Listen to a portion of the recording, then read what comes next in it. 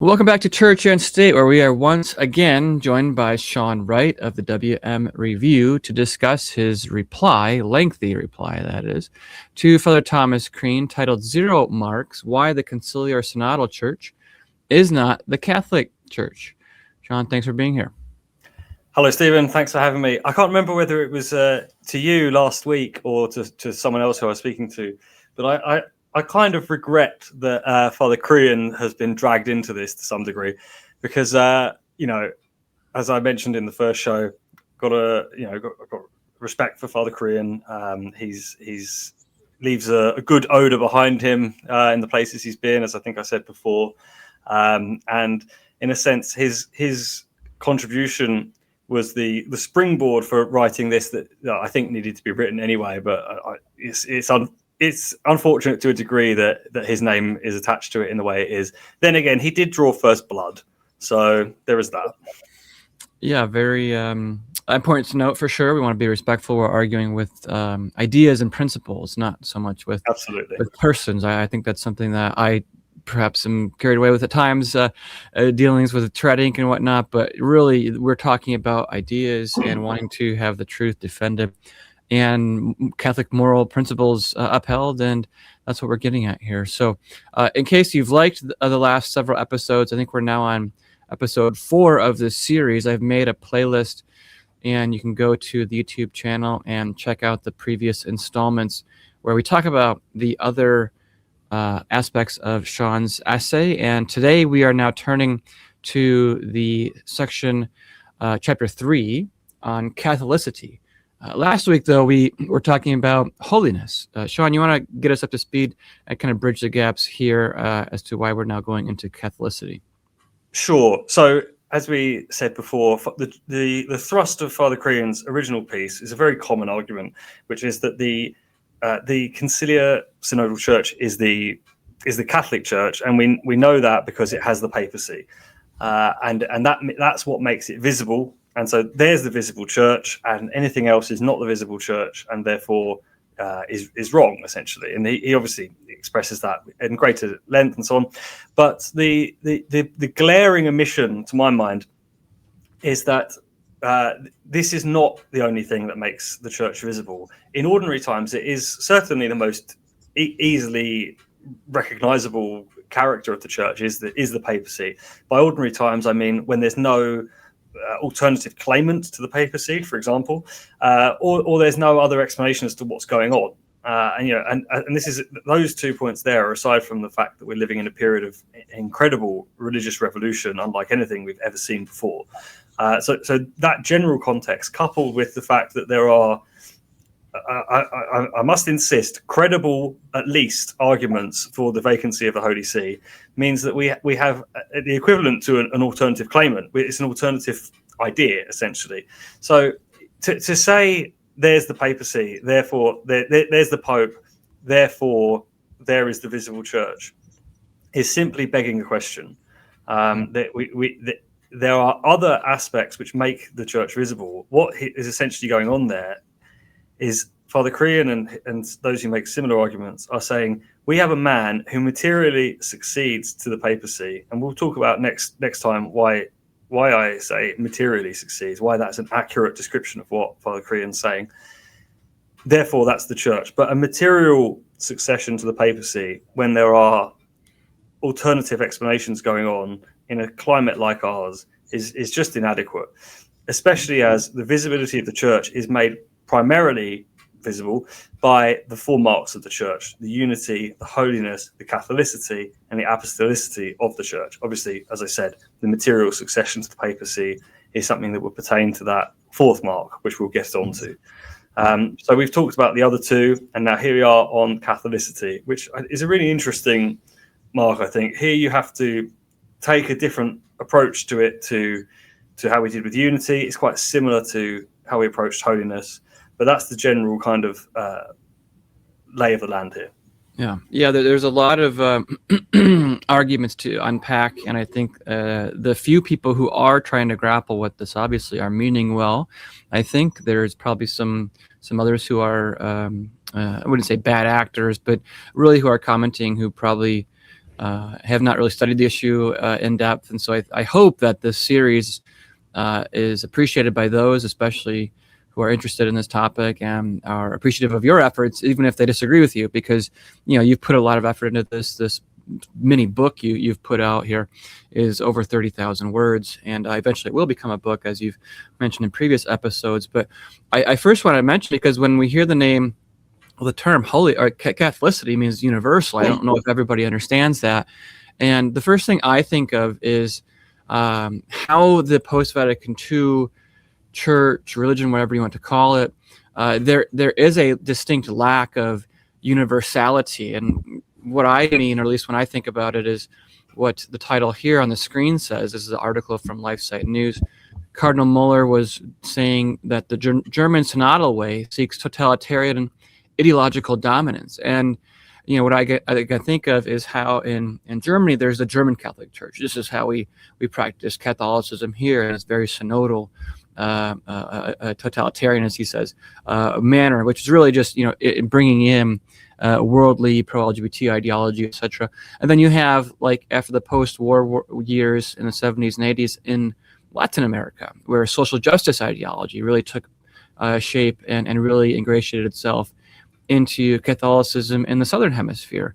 And it does seem this universal Catholic faith has really been fractured, and you have the German Catholic Church, the American Catholic Church, the Peruvian or Argentinian Catholic Church.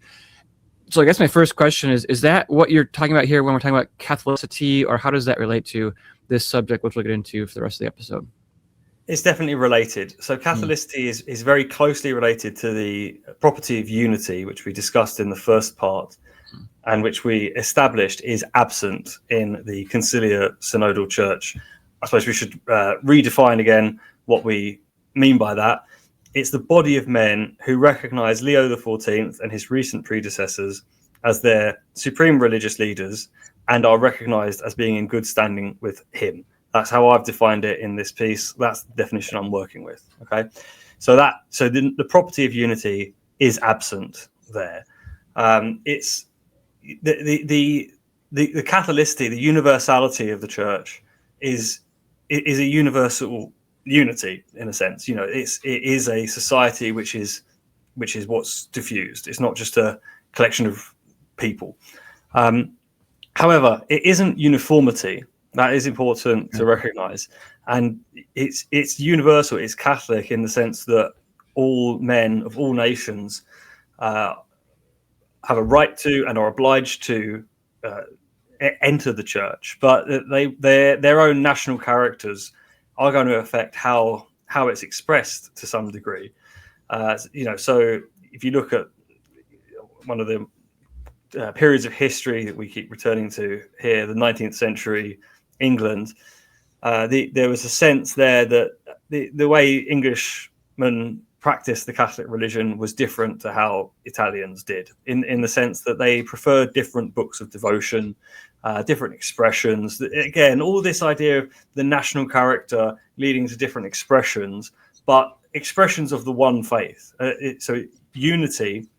It sounds very conciliar synodal, right? To say unity but not uniformity.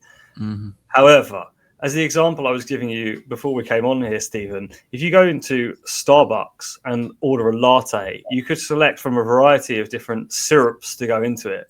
And whether you have a plain latte or a whatever pumpkin spice latte, you're going to be having a type of latte.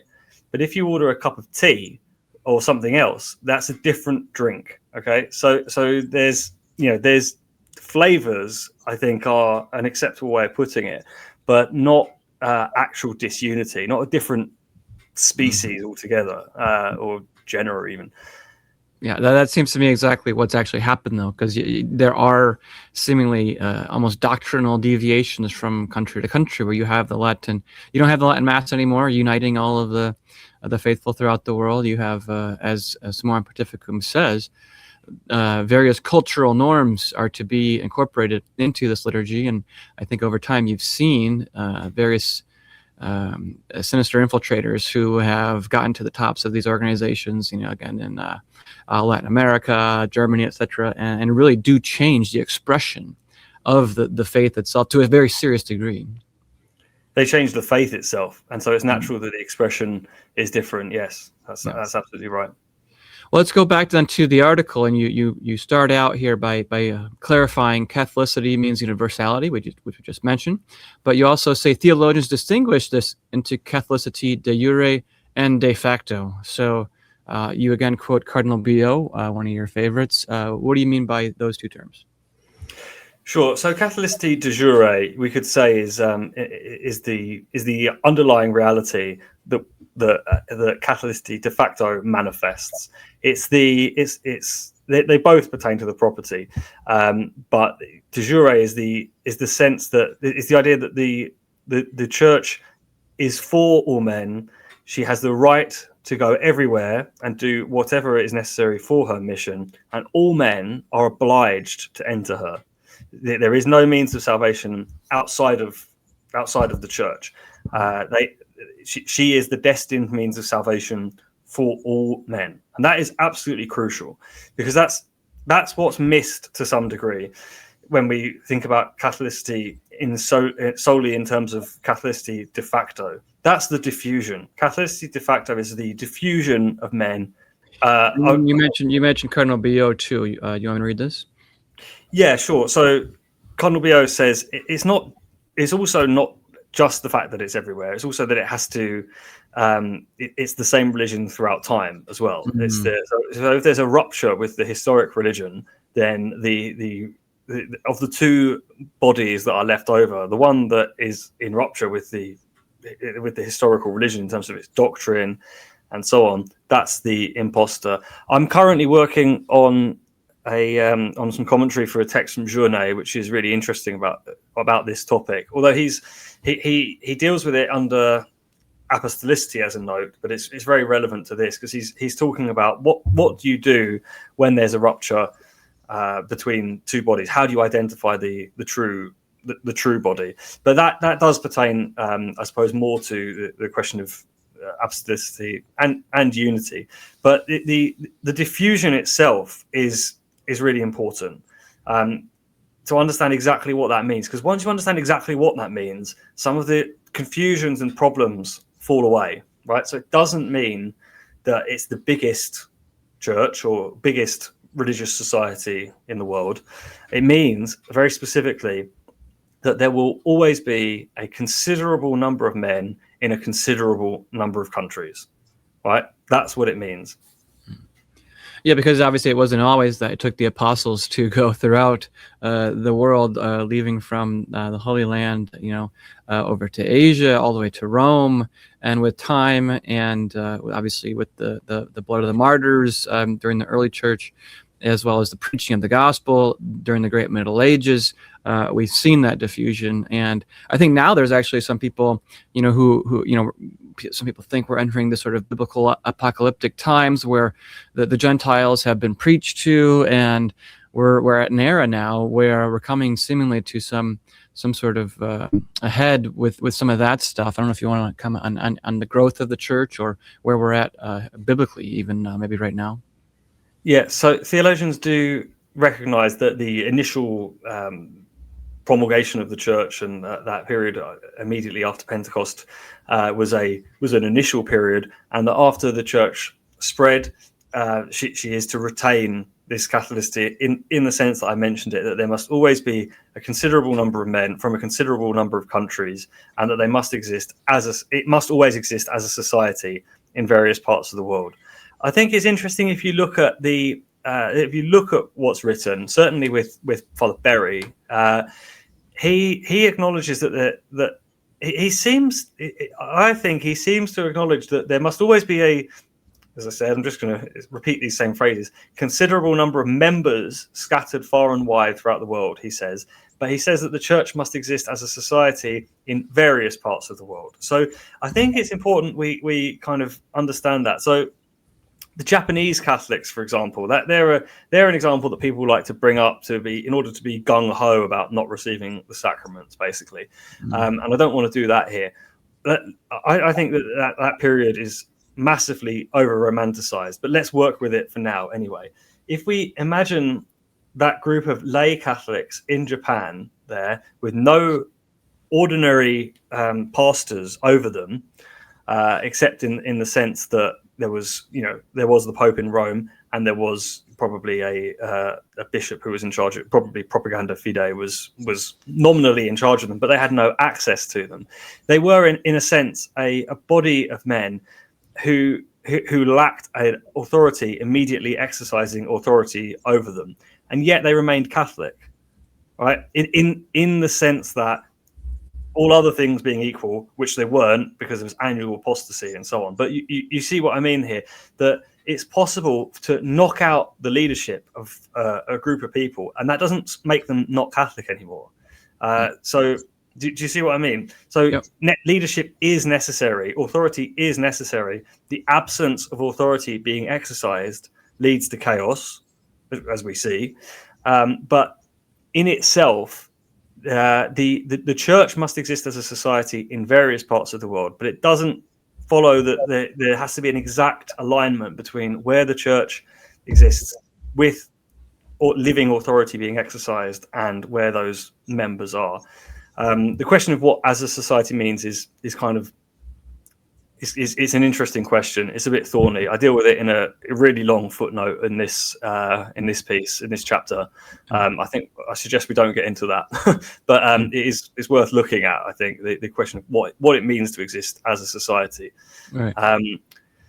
As for where we are biblically, I mean, I think it's. I want to approach this from a strictly, if I can say, from a strictly theological point of view. So in that sense, I try to abstract from the question of whether we're in the end times or not. Personally, I think that it's difficult to make sense of a lot of what we see if we're not. But I try to kind of keep away from that, because that's kind of adding into an extra level of debate, whereas I think we can deal with this on the level of the principles we find in the magisterium and the approved theologians. Sure. So you also then jump next into what Father Barry says, I believe, about how the note of Catholicity is able to be obscured. And you mention here 3 ways. 1 is a significant reduction of the number of Catholics in the world. 2, a reduction of the number of nations in which these Catholics are spread. 3, a difficulty in locating the true hierarchy of the church or verifying her diffusion. Yeah, so that's actually me drawing out conclusions from what people like Father Berry say, rather than Father Berry saying it directly. If he says that the note of Catholicity is Catholicity de facto, the actual diffusion, because obviously the rite of Catholicity, Catholicity de jure, is not a visible. You can't verify that it's there. You can verify if it isn't there, as we'll come on to, but you can't verify that it is there. The very definition of a note requires Catholicity de facto to be the note. But if that's the case, then it stands to reason that the ways in which the ways that we know that Catholicity de facto can be reduced or diminished and so on are going to obscure the visibility of the note. So if it stands to reason that if there are fewer Catholics in the world, perhaps even fewer than some other sect, then that note is going to be diminished. But it's not going to change the reality that the church still exists throughout the world. If the number of nations where the church exists are reduced, that's going to obscure the note further. But there's no guarantee that the church would exist absolutely everywhere at all times. It's just that she would exist in a considerable number of nations, or others say morally universal. Exactly how that's to be worked out is another question, but it just stands to reason that's the case. Similarly, if you think about the Great Western Schism, that was an obscuration of the universality of the church, because you essentially have 3 obediences, which, depending on how far you push the rhetoric for that, are 3 different claimants to the church. And I think, people I think now acknowledge that wasn't the case. The church was only materially divided, or not even materially divided, Salaveri would say. So it's these are ways in which the note could be obscured without being destroyed. You mentioned, and this is why I asked about the sort of end of the world stuff here. You said, quote, in particular, theologians have recognized that this Catholicity will be greatly restricted towards the end of the world. Cardinal Bio considers St. Robert Bellamine's opinion that the church could be restricted to a single nation, etc., and his cautious rejection of this idea contains a number of instructive points. So, I mean, the way I see that, as you just mentioned there with the Great Western Schism, I would even add with the Protestant Reformation, Protestant Revolution, right? The breaking up of Christendom with the French Revolution, as well as the revolutions in Europe in 1848. And then obviously, lastly, with World War I and World War II, really Christendom itself, all of those were attacks on the church. And so you can correct me if I'm wrong in understanding those were accidental, in a sense, restrictions or attacks on the church, in that those were outside forces acting to minimize the church's reach or the universality of the church in a sense, and some of which were internal with different Protestant sects and things rising up and heresies rising up. But then now with Vatican II, we see that the restriction, if you will, is internalized. And we see that, I think, with Unitatis Redintegratio, as well as other documents of Vatican II, Nostra Aetate here, if you're looking on the screen, says Leo at Ecumenical Vespers, we are one, let's make it visible.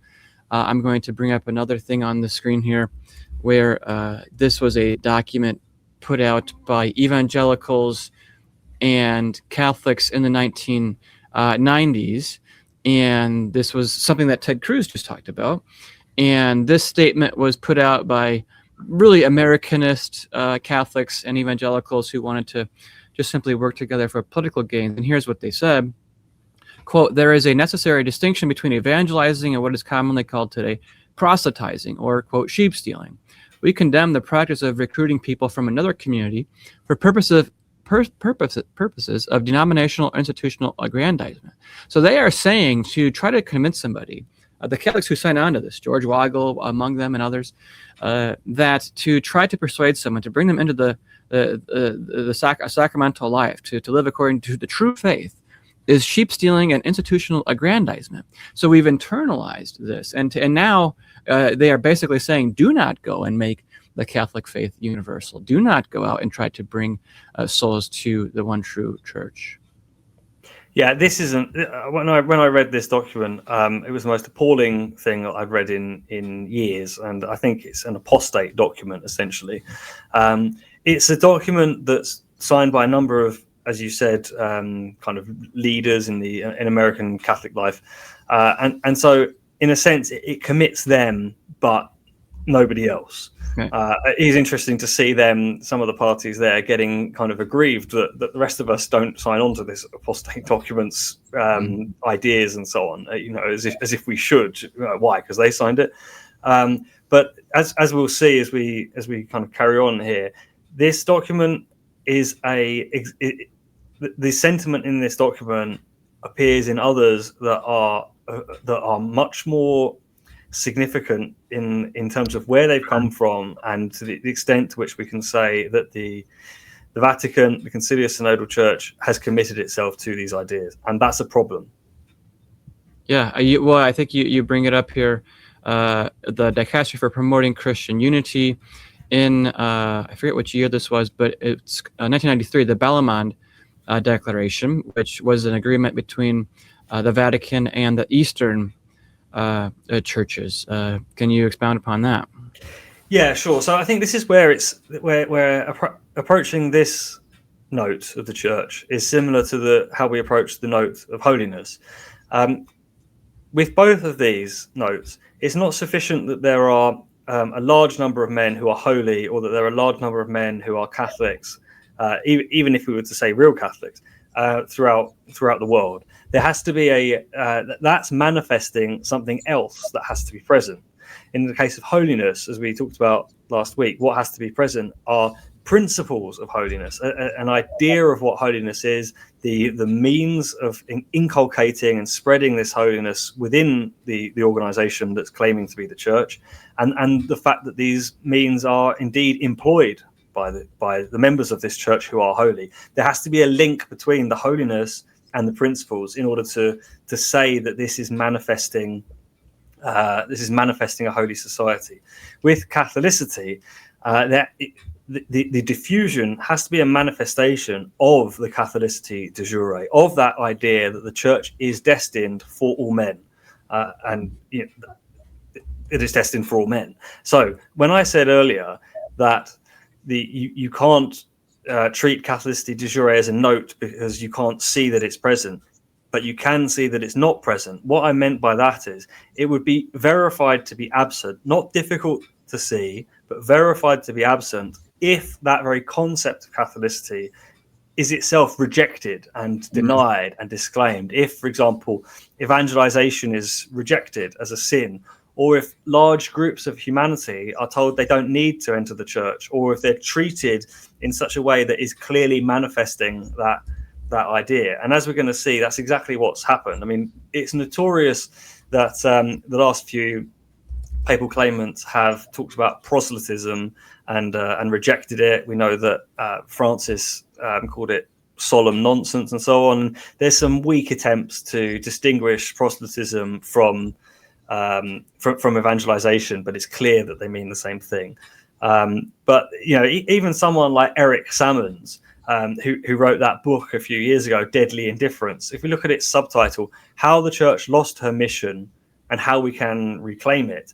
Now, Sammons correctly defines the church's mission as the salvation of souls. We should add to that also the glory of God. But the mission in terms of reaching the world, it's about the salvation of souls achieved through the conversion to the Catholic faith. Eric Sammons actually cites Benedict XVI as evidence for his thesis. He says, if it's true that the great missionaries of the 16th century were convinced that those who are baptized are forever lost, and this explains their missionary commitment, in the Catholic Church after the Second Vatican Council, that conviction was finally abandoned. That's a big statement.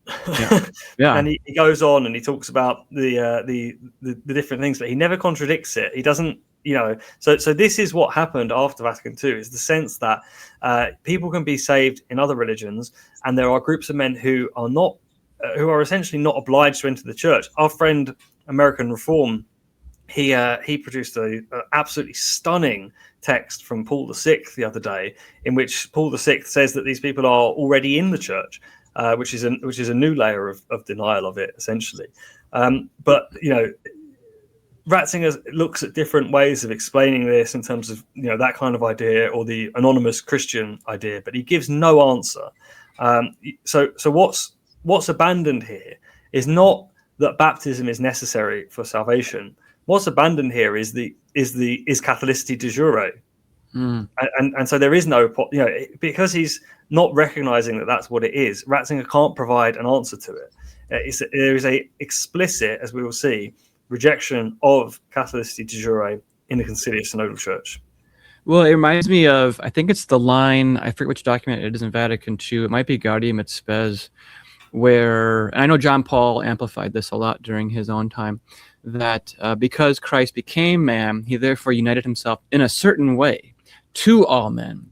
And now, in saying that one could easily conceive that, well, then, in a sense, why do we need baptism? Or why do we need to be Catholic? If Christ is already united in a certain sense, all we're going to do then, as Nostra Aetate and Unitatis Redemptoris Gratio especially, as well as Lumen Gentium, that's the document on ecclesiology, says that all the Christian communities are part of this Church of Christ. So, and you mentioned this in your document, or in your essay rather, you bring up again this Balamon declaration, and which is important because basically what this did was agree. The Vatican agreed with the Orthodox churches and called them sister churches, and we don't have a mission to them anymore. There's no effort to bring them back. I think they say we denounce this idea of a return. So they're, in essence, institutionalizing the opposite of the note of Catholicity, which is to go out and to convert souls to the truth. Absolutely, that's exactly what it is. I mean, let's be clear what this document is. So it's a document of the Joint International Commission for Theological Dialogue between the Catholic Church and the Eastern Orthodox Church. And as you might have seen at the top of the banner there when you opened it, Stephen, it's published by the Dicastery for Promoting Christian Unity, and it's referred to and praised by John Paul II and so on. And it's expressing ideas that Paul VI expressed and John Paul II expressed. So I think we need to be clear that this is a important document. It's not a papal encyclical. It's not a solemn definition, but it is a representative witness of what is believed and the ideas to which the Conciliar Synodal Church is committed. And we saw Leo XIV express the same ideas just at the start of January, at the start of the year, sorry, in January.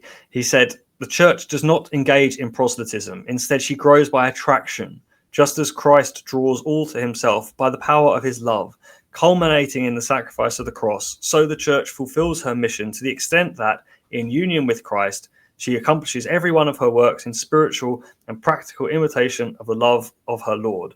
Pope Francis was in perfect agreement with this and repeated it several times in different contexts. So, Francis 2.0 there. But, this idea of proselytism, we need to be clear what the modernists do with terms. They are expert termsmiths, you could say. So they take Catholic terms, they empty them of meaning, they replace them with new meaning, and basically depart from the faith in that way. That's one thing they do. The other thing they do is introduce false distinctions and use them for these rhetorical purposes too. So this idea of proselytism, they distinguish it from evangelization, as I said above. But there is, if you look at what they're saying, it is clear that any attempt to convince, and Francis said this, to convince others of the truth of the faith, especially if it's attached to any comment about salvation or hell, is considered to be proselytism. And then they characterize that as empire building or triumphalism or institutional aggrandizement. I think the first things document said. So that's how they do it. And it's a total mistake for people to pay any attention to these false distinctions and lull themselves to sleep through them. Yeah. I mean, here is the exact phrase in that document. It says, quote, "To pave the way for future relations between the two churches, passing beyond the outdated ecclesiology of return to the Catholic Church, connected with the problem which is the object of this document." Yeah, so they're explicitly denouncing our Lord's command to go and teach all nations the true faith. Yeah, I mean, further on in that document as well, we see more evidence of the denial of the Church's Catholicity de jure, which we have to be clear, as it's a universal mandate, it admits there's no competitors who have it, right, who have this right as well. But this document says bishops and priests, it's referring to bishops and priests of the Catholic Church and of the Orthodox Church, have the duty before God to respect the authority which the Holy Spirit has given to the bishops and priests of the other church, and for that reason to avoid interfering in the spiritual life of the faithful of that church. Well, if the church was Catholic, it would recognize that the schismatics have no authority given to them to do that. They are usurpers. They have no authority, and yet they're treated in that way on a couple of occasions throughout the document. It's another point. It talks again about the sister churches responsible together for maintaining the Church of God in fidelity to the divine purpose. I mean, this is a denial of the unicity of the Church here. I'm reminded of several years ago. I think Francis invited Justin Welby to the Vatican, and they had a joint prayer service. And at the end, I believe Francis's exact words were, "You go forth and represent us, or go forth and carry forth the gospel." And he was saying that to Anglican so-called clergy persons, because there was men and women there, because the Anglicans have women clerics now.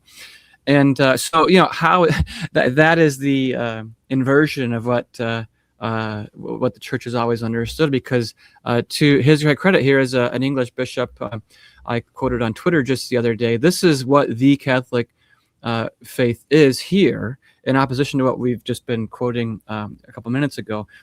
Bishop John Cuthbert Headley, 1837 to 1915, and here's what His Excellency said, quote, "The religion of Jesus Christ, which Catholicism alone adequately presents to the world, is intended to take possession of every heart, to influence all the actions of men, and to be the grand ruler and arbiter in all the world's concerns, whether public or private, social, commercial, or political." That is the mark of Catholicity, that the church, the actual that is Catholicity de jure, yes. Yeah. And then compare that again to another thing, right? This in the Ballermann document, it explicitly says that, I mean, it's tying a hand behind the church's back. It says Catholic and Orthodox bishops of the same territory must consult with each other before establishing Catholic pastoral projects, which imply the creation of new structures in regions which traditionally form part of the jurisdiction of the Orthodox Church. So basically, the Catholics have to have permission from the heretical schismatics in order to evangelize them. I mean, yeah. What can you say to that? Again, it does come from, I think people don't understand like where this comes from, and the impact really of the Pandora's box of Vatican II. Because again, when you go and read Lumen Gentium, when you go and read Unitatis Redintegratio, this lays the ecclesiological as well as theological groundwork for the destruction of the note of Catholicity in this institution. It recreates from the ground up a new church. It's a new religion. It's a new way of practicing what they call the Catholic faith. So it is, people like to say Vatican II is just, it's ambiguous, there's misinterpretations. This is baked into the cake of those documents, and again, it redefines the church itself to include, as it says, elements of sanctification outside of her, and that we will only work for visible unity. So I think people really need to grapple with those documents more and see where this originates from.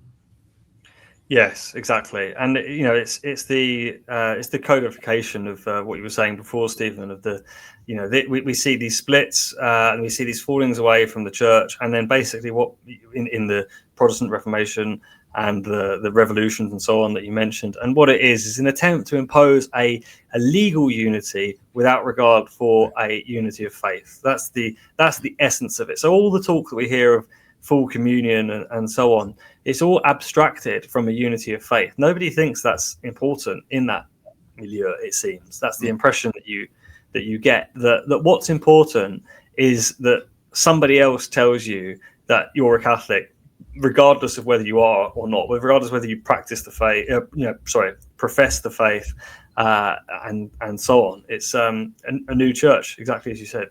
There's another absolute howler. There's two more howlers actually that I want to mention from the Ballermann document. So explicitly rooting itself in the Second Vatican Council, this document states this, okay? On each side, it is recognized that what Christ has entrusted to his church, profession of apostolic faith, participation in the same sacraments, above all the one priesthood celebrating the one sacrifice of Christ, the apostolic succession of bishops, these, it says, cannot be considered the exclusive property of one of our churches. I mean, it's just, it's just staggering to read this. Like those things absolutely are the exclusive property of Christ's church, which is the Roman Catholic Church. We see here as well the great redefinition of things. So I talked about how they empty the terms of meanings. People like to say that the Orthodox bishops have apostolic succession. Well, they do. They have an apostolic succession of orders, but they only have a material succession in terms of their jurisdiction and so on. So they don't have jurisdiction, except insofar as under certain limited circumstances, such as danger of death, it's supplied to them by the Roman Pontiff, by the Church.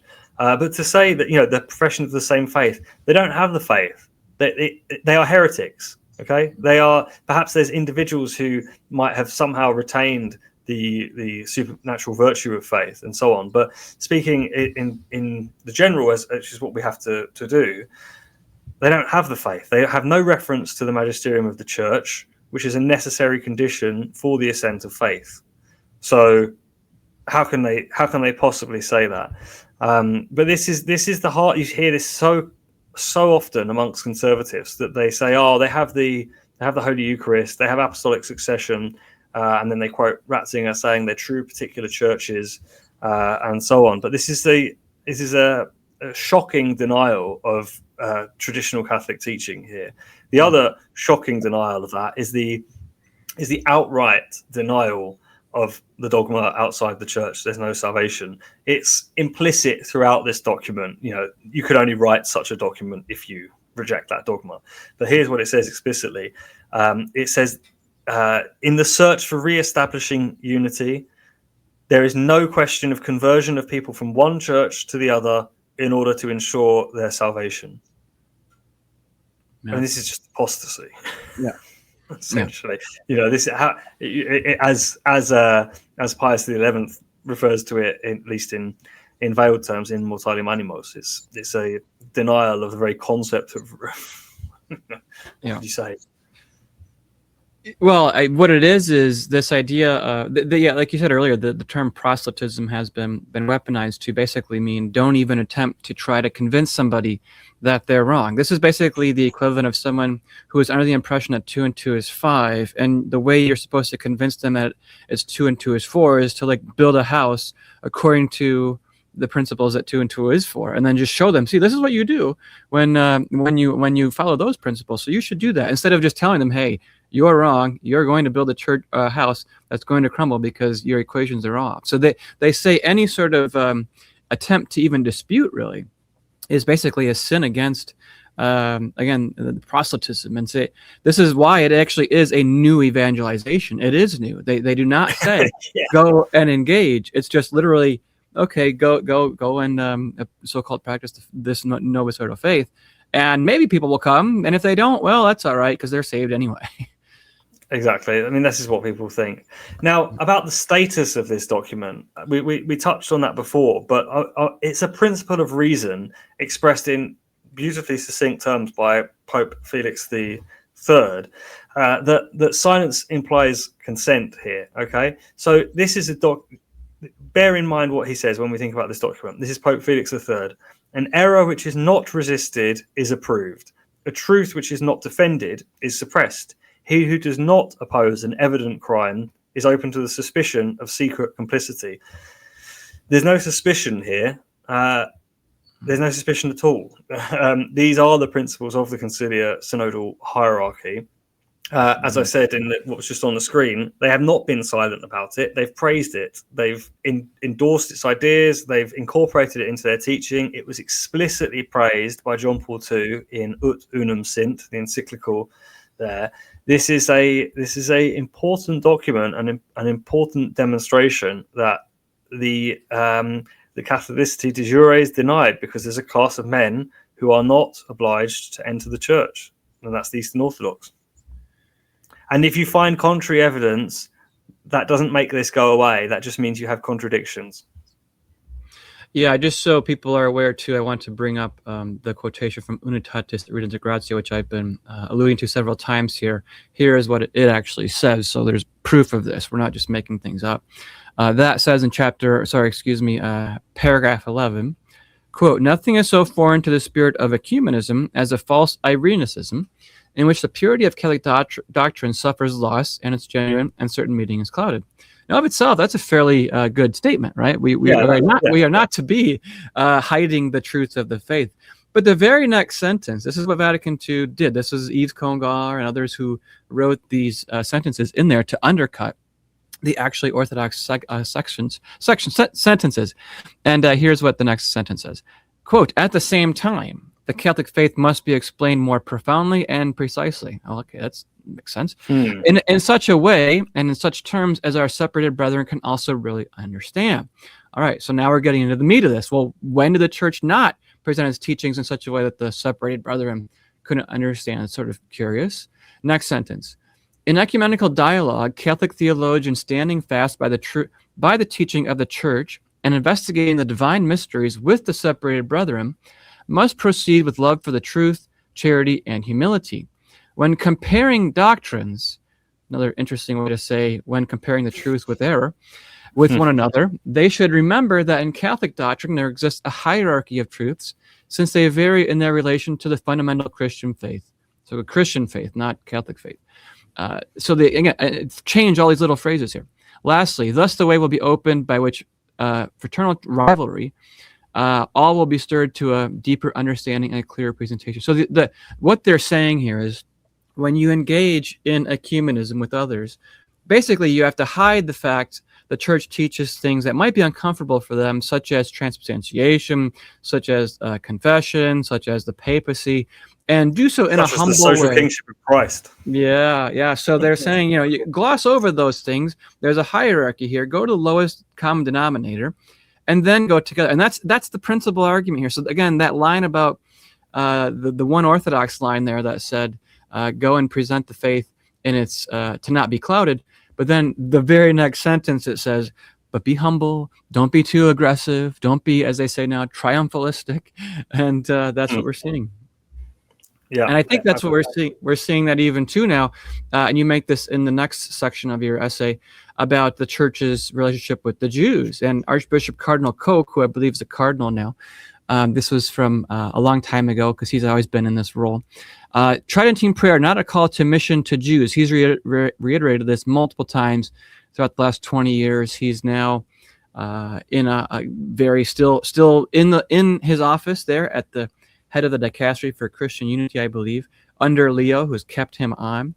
And that's an interesting aspect of all this too, because again, the time of the Gentiles, if you will, has been fulfilled. The gospel has been preached throughout the end of the world. The last ones to now accept it are the Jews, and we have here a representative of the Conciliar Synodal Church saying, well, we don't have a mission to them. I like Cardinal Koch. He is the one who was responsible for the Bishop of Rome document, which is the document which took up the term which my colleague Matthew McCusker coined, adding synodal onto the end of Conciliar Synodal Church. He and then I have been writing Conciliar Synodal Church for some months, and then this document comes out and uses it. So naturally, we assumed that he must have been reading the WM review. Congratulations. I mean, yeah, well, that document is an absolute disaster. It's anyway, but that's for another day. Yes, no mission to the Jews. This is a very common idea, and people really wrap themselves up in knots over it because they try to square what these strange interventions that we've had since, particularly since John Paul II, I would say. But obviously, there's problems before that too, in Nostra Aetate and so on. They try to create a kind of theology about it. I know one priest who wrote his PhD basically trying to square no salvation outside the church with no mission to the Jews, and where he landed was saying that Jews are actually members of the church or something, or in the church. So obviously, therefore, missing out the third leg of the stool, which was the criteria of membership. But this has become a very common idea. There's this document that was put out not that long ago. I think it was under Francis. The gift and calling of God are irrevocable, and you see a lot of accounts online referring to this. And this document, again, just like you said with Unitatis Redintegratio, Stephen, has some good comments and then some howlers. So it says there cannot be two ways of salvation, and the reason is Christ is also the Redeemer of the Jews in addition to the Gentiles. Okay, but then it immediately then states that it's not a matter of missionary efforts to convert Jews, it says, but rather the expectation that the Lord will bring about the hour when we will all be united. So on the one hand, the most obvious thing is that it seems to be a clear statement that the church is not necessary for Jews, which is a denial of Catholicity de jure. Right? That's fundamental. Another point about it is that if you actually stop and think about what this says, if you want to defend this as orthodox, if you want to and claim that you accept Catholic teaching, this is seriously ugly. Because if we think about what Cantate Domino of the Council of Florence says, it explicitly mentions that people, along with other groups of non-Catholics, and says that anyone who's not united to the church is not saved and is destined for fire. So what this is saying here is we're not going to take missionary efforts to you. We're just going to wait and expect for our Lord one day to supernaturally unite us all, and that will be that. I think we have grounds for thinking that the Jewish people as a kind of corporate entity are not going to convert to the Catholic Church until the end of the world, not in the way that, say, the English people did, or the different nations of the world that converted en masse. That's not going to happen to the Jewish people until the end of the world. But is there no concern for individuals here? There's nothing stopping individuals doing it. They just need to be helped. And if you're saying no mission, we're just going to twiddle our thumbs until one day Christ comes back and does that, I think it's seriously ugly to hold such ideas. Well, it reminds me of the response that Bishop Barron had to Ben Shapiro a couple of years ago. And literally, Ben Shapiro asked him on his podcast, what should I do for eternal salvation? What does the Catholic Church teach about someone like me?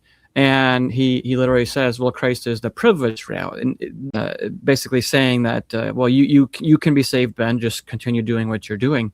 And this has enveloped Barron recently with the whole Carrie Prejean situation, as well as the entire situation about where Catholics stand on Israel, etc. So it really is like a major issue here that really the groundwork was laid, as you said, by not just Nostra Aetate at Vatican II, but really John Paul, who went to the Holy Land, went to the wall there, and repeatedly spoke of Jews in broad terms as our elder brothers in the faith. And so, that's only going to keep them, if you will, or disincentivize Catholics from attempting to convert them. So really, it's really is one of the most evil things you can do to a group of people, broadly speaking, not just one person, but an entire group of people, to say, stay where you are, follow this practice of your own, whatever you want to call your religion, and you'll be saved. I mean, that you're condemning someone basically to hell. Absolutely. I mean, and when I say that, against my own point about the ugliness of what all this entails and what you just called the evil of it, Stephen, which is absolutely correct. The reality is that they don't believe what Cantate Domino says. They don't believe that it's necessary for these men to enter the church and so on. They believe that our Lord is the privileged route. Cardinal Aveline, he was a front runner for the 2025 conclave. He's written at length about the idea of Christic mediation, which is the idea that these people are saved through the mediation of Christ and so on. And you can see how that appears in the various post-conciliar interventions on this topic. But it's just not what the church taught. It sort of doesn't matter, because even if you can somehow square this with the dogma outside the church, there's no salvation, you cannot square this with Catholicity de jure. Yeah, it is a really wicked and wretched thing to say to somebody, well, stay where you are, and you're going to be held accountable. I mean, that's what Scripture says. Those who are teachers, are in positions of authority over others, will be held accountable for what they do and do not say. I mean, I always remembered that line when I was I do remember it now as a podcaster, and when I was a community college instructor. If you're a public figure, you have a certain amount of influence over things. And if you are committing sins of omission, which I would argue a lot of influencers did under the first 10 months under Leo, but if you're if you're the head of this conciliar synodal church, and you are the Pope, and you have the entire membership of the church under you, and as well as all these other souls, that's something you're going to be held accountable for not doing the right things. And it's going to be a horrifying judgment for some of these people, and myself included. But I think are in those authorities, in those positions, and they wield the ability to influence these events. So. Absolutely. I'd like to stave off an objection, which is to say that dialogue is a means of evangelization. Well, the document we're talking about here makes clear what the purposes of this dialogue, what those purposes are. It says to add depth to the reciprocal knowledge of Jews and Christians, joint engagement throughout the world for a list of social justice issues, and jointly combating all manifestation of racial discrimination against Jews and all forms of anti-Semitism. Notably absent there from the purposes of dialogue is conversion to our Lord Jesus Christ and the Catholic religion. Doesn't appear in the list. So anyone who says, oh yeah, dialogue, that's what we have instead of the mission, it's an alternative form of evangelization, this is not true. And also this idea of an institutional mission as well, there's no institutional mission, it suggests at one point. Well, there has been throughout history in various places. So that's just not, it's just nonsense. Well, let's conclude the show then here on the last section where you talk about what Father Barry says about the property of Catholicity. What else would you like to add today, Sean? Yeah, so Father Berry has this great explanation. He says that the church is the only means established by Christ to teach his doctrines, to inculcate his moral precepts, to administer the sacraments, and to regulate and direct divine worship. No one can practice the Christian religion otherwise than as Christ himself has ordained. Whoever would be his disciple and embrace his religion must submit to the authority of the church and be taught and ruled by it, receive through it all the means of salvation. This is why the church has to be visible. So to offer a church which is visible, that doesn't do this, that doesn't make these claims, is kind of just self-contradictory. And as we see that this Conciliar Synodal Church disclaims this reality. And so I ask, is it possible for a body which evidently doesn't believe that it does enjoy Catholicity de jure? Are we supposed to believe that it does? Are we supposed to take this universality of diffusion and this great diffusion which it enjoys, when we can see that it disclaims Catholicity de jure? It's a sort of accidental Catholicity, a Catholicity per accident.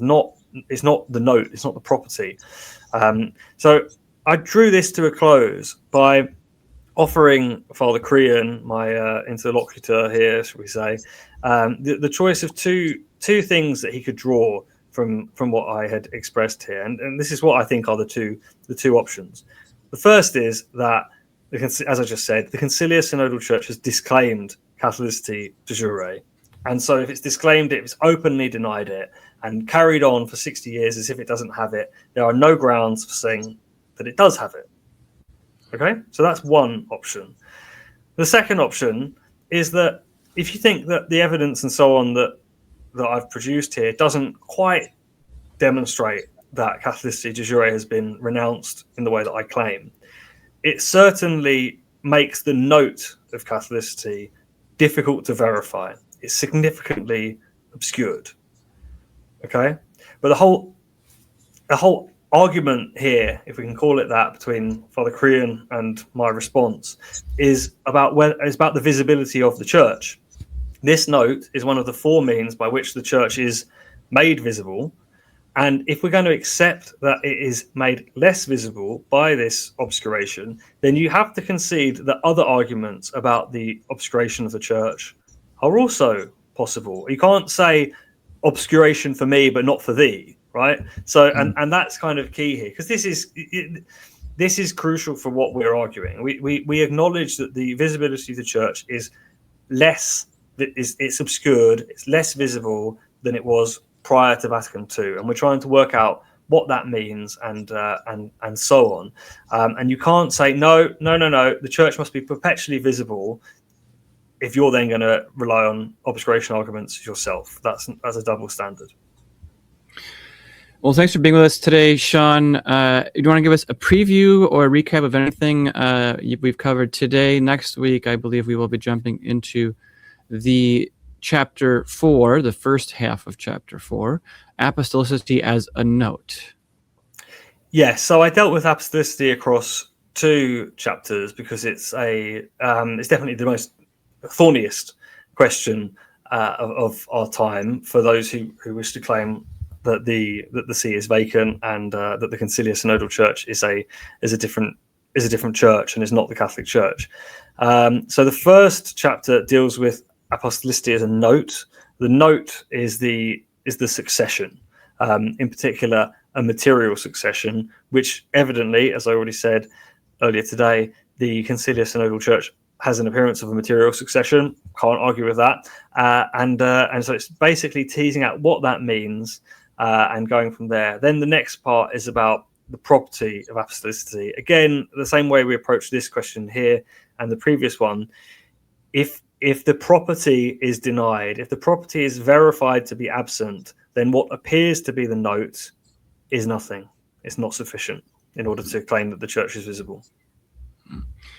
If you want to go and read Sean's article, lengthy one, I believe it's becoming public over time, as this was behind the paywall previously, but we have 0 marks why the Conciliar Synodal Church is not the Catholic Church. Reply to Father Thomas Crean over at WM Review. Also follow the WM Review on social media, on Twitter. I still refer to it as Twitter. Some people call it X, but I like Twitter. Anyway, thanks for being with us today, Sean. Great pleasure as always. Keep up the great work. Thank you, everybody, and God bless. Thanks, Stephen.